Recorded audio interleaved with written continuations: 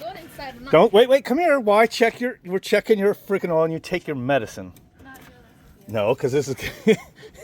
You bring a car because it's doing quirky other things, and it's not even hardly on the dipstick. Here, right here, is where the oil is supposed to be. Not here, right here, not here, but here. It's not even hardly showing up on there. Holy shit! What if this thing was cutting off for low oil pressure or something? That has a safety in there. Oh. Looks like you need to go get some stuff to go change the oil right now. Yeah, it's not even on the dipstick. What the fuck?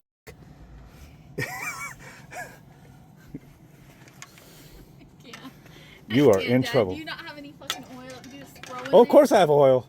Because I already have oil for the next oil change I bought the other day. $100 worth.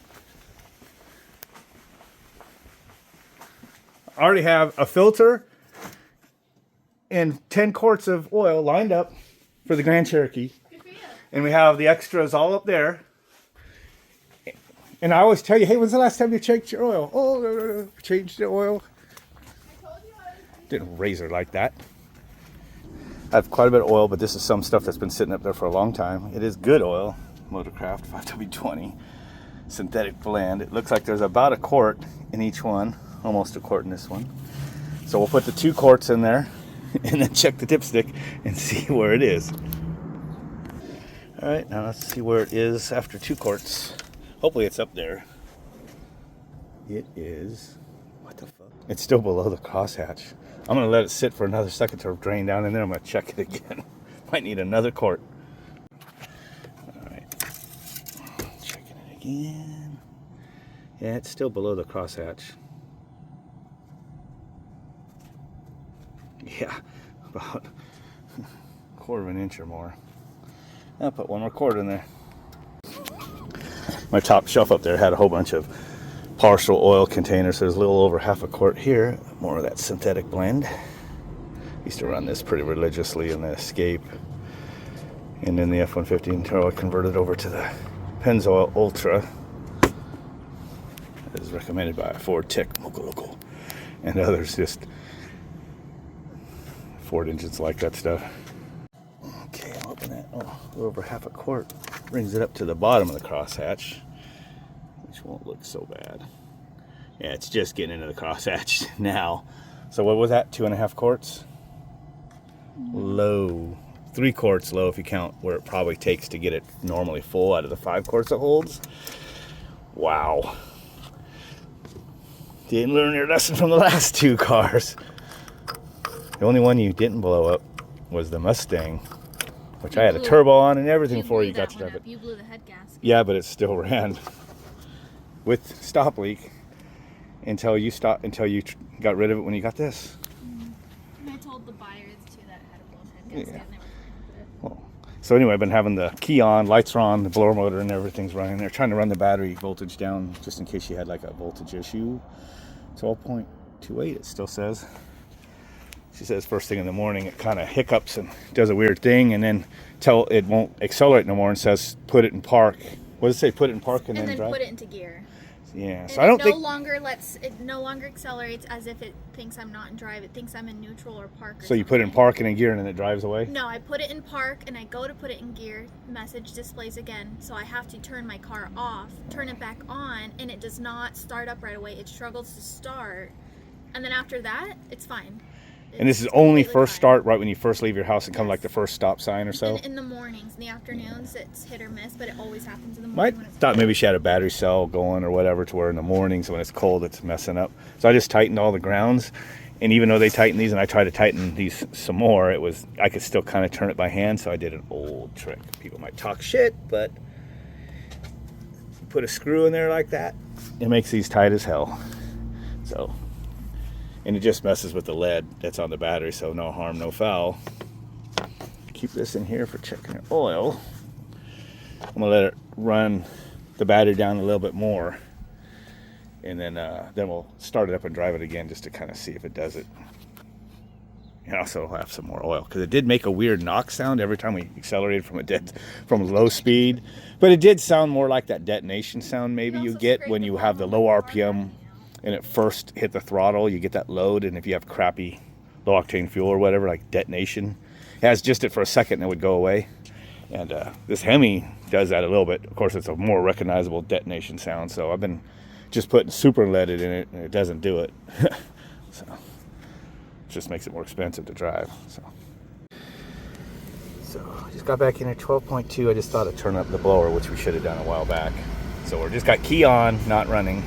The voltage sagged. I mean, but it's normal to sag to 12. Those lights usually on? Yeah. Okay. Those are normal lights on. Of course, the windshield washer fluid because you probably don't top anything off. Now the engine's gonna get consistent. Shit. So it's normal to have the check engine and everything when it's not running. So 12. Let's see what it sounds like. Cranked right over. So. Oil change required. Oh, change your car. How long's that been on? For 6 months, I told you. But my car's been parked. So it's been saying for 6 months. Oil change required. Crank the wheel the other way, you're going to scrape it again. Your backup camera's dim. Oh, because I have the lights on. On manual. I don't hear that noise.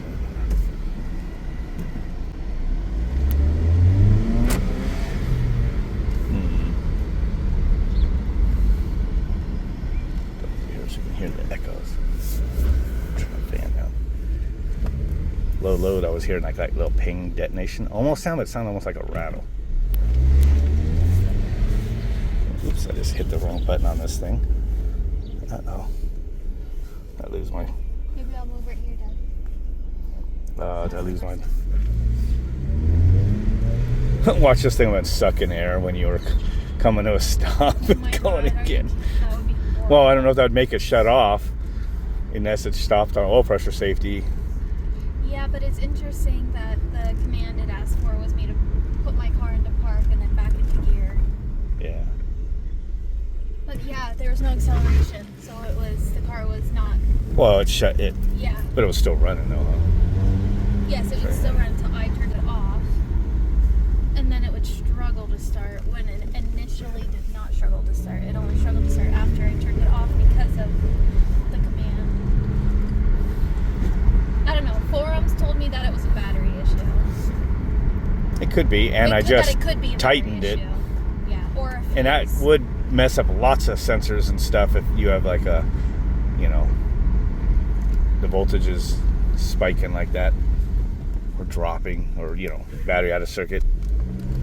Messes with newer cars a lot. Like I said, that very first minivan we had, made in 2003 or 4, Dodge. It made the instrument cluster go totally nuts. And we thought something like major was wrong with it, and it was just a battery. Yeah, we were hearing, every time I got off and got back on it, right here earlier, we heard noises. There, did it there, yep. And that also might be the loading and unloading of your CV joint. Hear that? Oh, I just heard it. It's still doing it. That does sound like detonation to me. Do something, nobody's behind me.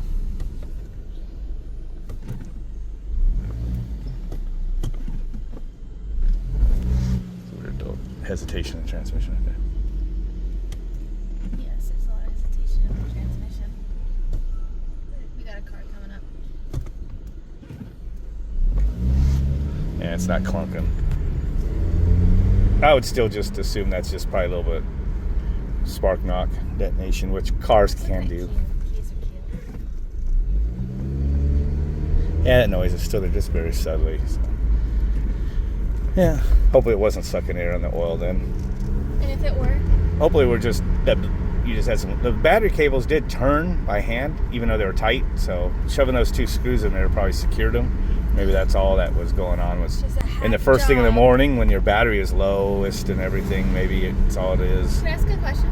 Why is your channel called Hack Free when you hack everything? What do I hack? My fucking battery cables. What do you mean? It was hack free in the context of. Did you even look behind you? You could have just Yes, I did. up on the YouTube It's channel with people not. No, it's in context of people hacking AC units, and we're not going to do that. We're going to hang wires out the fan grill. We're going to put in a fan motor right. We're not going to put new run capacitors in and leave them in the cardboard box. We're going to mount it. Stuff like that.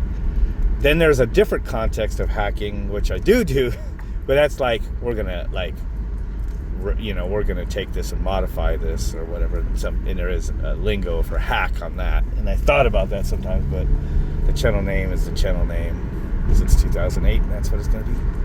And I get some people that are mad going, why do you have car videos? Unsubscribed. I came here for HVAC. Unsubscribed. Don't post this rant. Oh, I'm putting this whole video on I don't there. want to post that. Because people could look that followed me for a while. They go, dude, I've been following you since like way back, blah, blah, blah.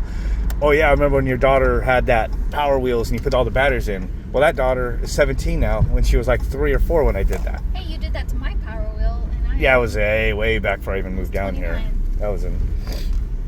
Yep, did that then too. So, I mean, some people watch so they like see, oh, this is the... I remember when she brought her car home and it was knocking and she destroyed the engine.